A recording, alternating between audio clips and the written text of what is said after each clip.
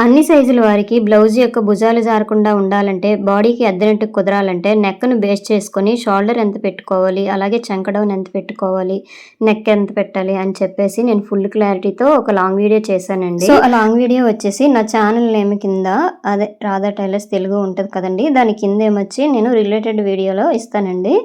అది ఒకసారి క్లిక్ చేయండి. మీరు లాంగ్ వీడియోలోకి వెళ్తారు. అప్పుడు ఫుల్ క్లారిటీతో సో, నెక్ డీప్ వచ్చేసి 1 ఇంచ్ పెట్టామనుకోండి. అప్పుడు నెక్ వచ్చి వెడల్పు ఎంత పెట్టాలి, షోల్డర్ ఎంత పెట్టాలి, అలాగే చంక డౌన్ ఎంత పెట్టాలి.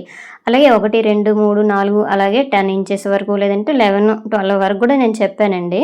అలాంటప్పుడు మనకి షోల్డరు, నెక్ అనేది మనకి తగ్గుతుందా, పెరుగుతుందా అనేసి నేను ఫుల్ క్లారిటీతో వీడియో చేశానండి. మీరు లాంగ్ వీడియో చూడండి. ఒకవేళ ఆ లాంగ్ వీడియోలో మీకు పూర్తిగా అర్థమవుతుందా లేదని నాకైతే కామెంట్ చేయండి. సో, నేనైతే వీడియో చేశాను కదండి, అది చెస్ట్ లూజ్ వచ్చేసి 32 అండి. ఆర్మ్ లోడ్ వచ్చేసి 7.5 ఇంచులకైతే నేను చేసి చూపించాను.